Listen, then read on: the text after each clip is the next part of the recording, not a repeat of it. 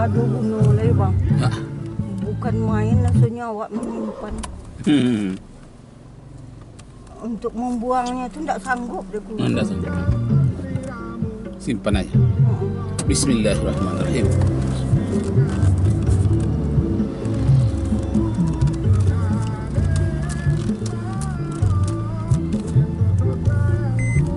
Assalamualaikum warahmatullahi wabarakatuh.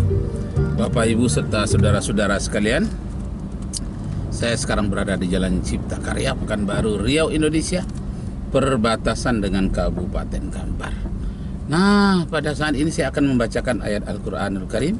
Sebagaimana biasa di dalam perjalanan supaya berkah, kita selalu membaca ayat-ayat Al-Quranul Karim. Bismillahirrahmanirrahim. Sanurihim ayatina fil afaqi wa fi anfusihim hatta yatabayyana lahum annahu al-haq. Awalam yakfi bi rabbika ala kulli syai'in syahid. Artinya, Allah akan memperlihatkan tanda-tanda kekuasaannya di alam semesta dan pada diri manusia sendiri, sampai manusia itu menyaksikan benar-benar akan kekuasaan Allah Subhanahu wa Ta'ala. Nah, Bapak, Ibu, serta saudara-saudara sekalian, jadi ada dua disebutkan Allah memperlihatkan kekuasaannya. Pertama di ruang angkasa, yang kedua pada diri manusia itu sendiri. Bersih. Yang kedua pada diri manusia itu sendiri. Ternyata di dalam diri manusia itu sendiri terdapat keajaiban-keajaiban sebagai tanda kekuasaan Allah Subhanahu wa Ta'ala. Mungkin. Nah, kita di sini. Bismillahirrahmanirrahim. Ya. Ya.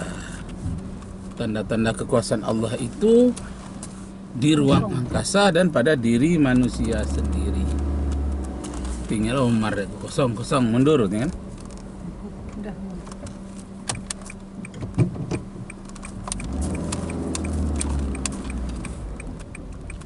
Di dalam diri manusia, rupanya yang diri itu banyak pula lapisannya. Ada nyawa, ada roh, ada sukma. Nah, ada 7 pula lapisan nyawa atau roh manusia itu sendiri. Nah, ini suatu yang ajaib karena tidak bisa diamati dengan mata, tidak bisa dilihat dengan panca indera. Tengok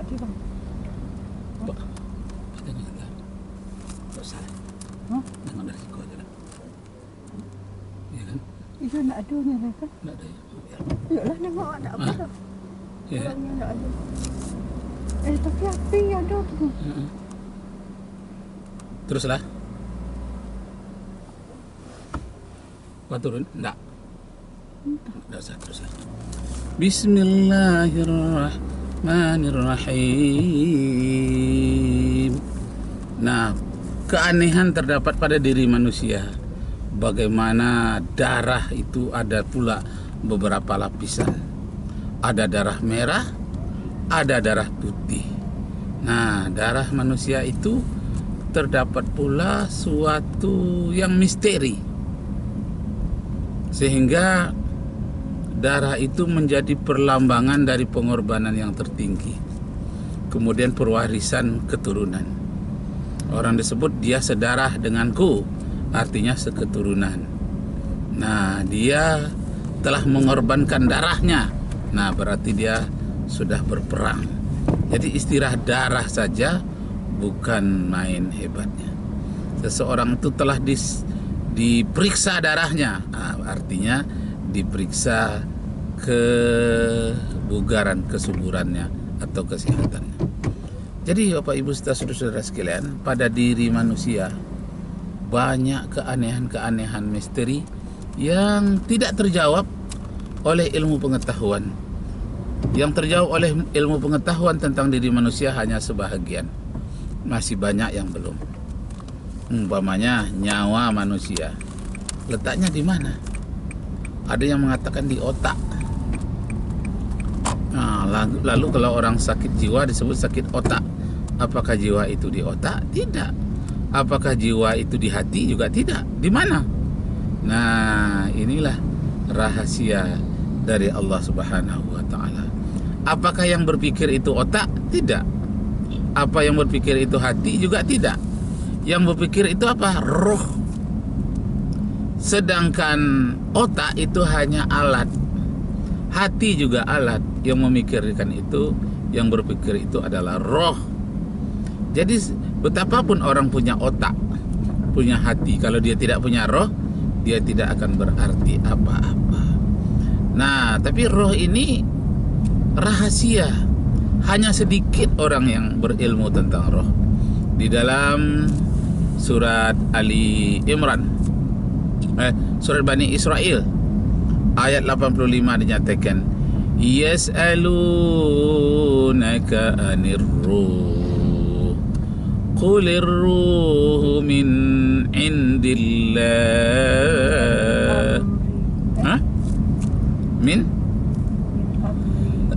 Min amrillah atau apa? Min indillah.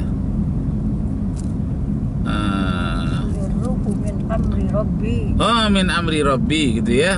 Iya betul. Qulir ruhu min amri rabbi, ya betul. Bahwa roh itu adalah urusan Tuhanku. Asbabun nuzulnya ada orang Yahudi menguji Nabi Muhammad.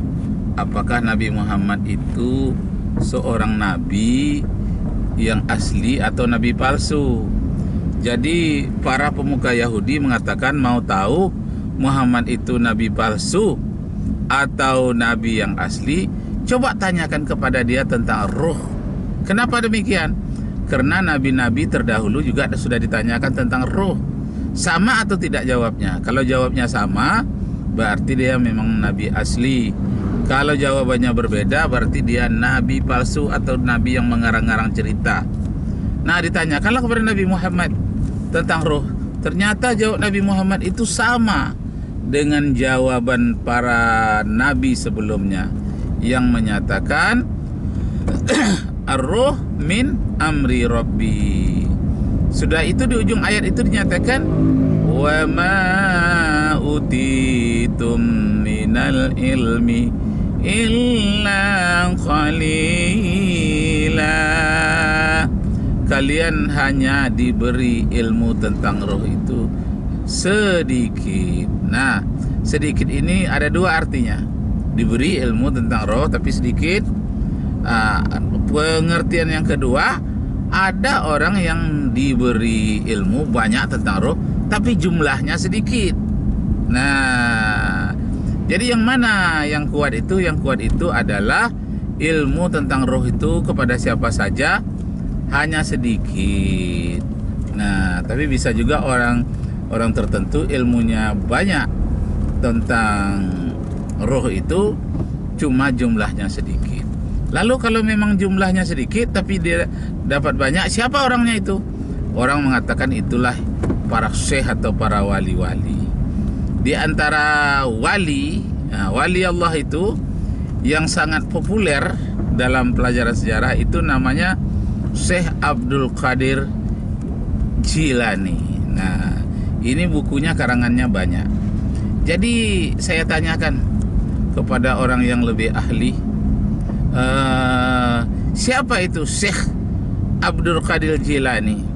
Dia katanya adalah wali Allah dan dia adalah nabi yang berkaitan dengan alam gaib. Nah, jadi kalau kita apapun yang berkaitan dengan alam gaib, nah itu ada di dalam ilmu wali yang bernama Syekh Abdul Qadir Jilani.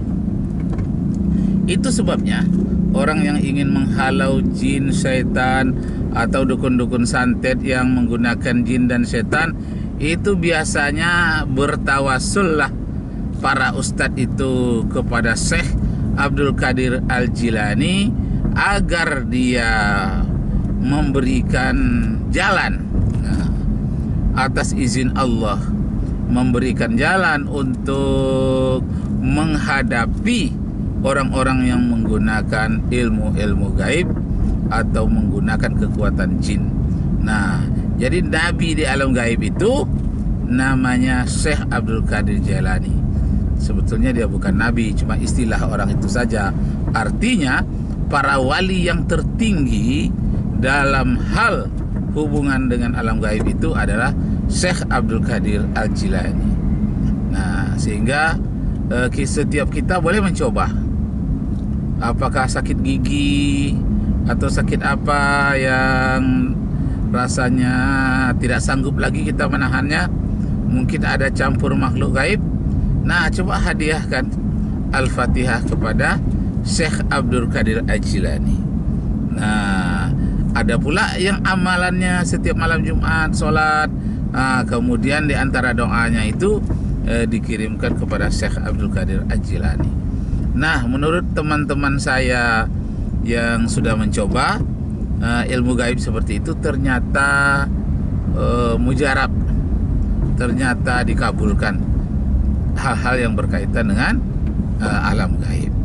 Nah, itu berkaitan dengan alam gaib itu menurut orang yang menggunakan itulah rahasia dari roh, yang mulai dari nyawa, nafsu, sukma, apalagi namanya tentang jin yang mengikuti manusia mulai sejak lahir, jin korin. Nah, yang berkaitan dengan jin korin juga disampaikan melalui Syekh Abdul Qadir Al-Jilani. Bapak Ibu saudara-saudara sekalian, nah, bagi kita sekarang ini adalah mengetahui banyak rahasia di dalam diri manusia itu sendiri. Manusia tidak tahu. Nah, banyak rahasia-rahasia yang disembunyikan oleh Allah Subhanahu wa taala. Akan tetapi kalau manusia mau mencari tahu, ya Allah juga membolehkan. Umpamanya seorang polisi rahasia di Inggris, dia hanya ingin tahu tentang jari-jari manusia. Dia teliti, akhirnya dia temukan sidik jari. Itu yang pertama. Rupanya sidik jari manusia ini tidak ada yang sama. Dan diteliti lagi tentang tangan manusia ini. Ditemukanlah ada zat lilin yang terdapat pada tangan manusia ini ketika dia berkeringat atau ketika telapak tangan manusia ini bersentuhan dengan air. Itu ada satu zat, bukan lilin, cuma orang itu menyebutkan istilah ada getahnya sedikit seperti lilin. Nah, jadi zat lilinnya itu menyebabkan orang makan dengan tangan itu lebih mudah dicerna oleh perut manusia karena dibantu oleh zat lilin yang terdapat pada tangan. Itu sebab Nabi katanya kalau makan itu dengan tanganmu itu lebih baik daripada menggunakan sendok katanya. Nah, tapi itu sifatnya sunat ya. Tapi bagi orang yang tahu kesehatan, memang dia teliti bagaimana zat yang lilin yang terdapat pada tangan. Dan kemudian diteliti lagi tentang tangan juga. Ditemukanlah tulang belulang pada jari manusia ini terdapat semacam zat perekam, artinya memiliki sinar inframerah. Saking keanehannya jari ini disebutkan di dalam Al-Quran surat Al-Qiyamah ayat 3, ayat 4, ayat 5. Bala qadirina, ya kami mampu, an najma'a bananahu, kami akan mengumpulkan jari jemari mereka. Nah, jadi sidik jari, tulang jari, kemudian pada kulit jari itu ada keanehan dan kehebatan. Nah, surat 75, surat Al-Qiyamah ayat 3, 4 dan 5. Ayat 3, 4 dan 5 menyatakan kami kuasa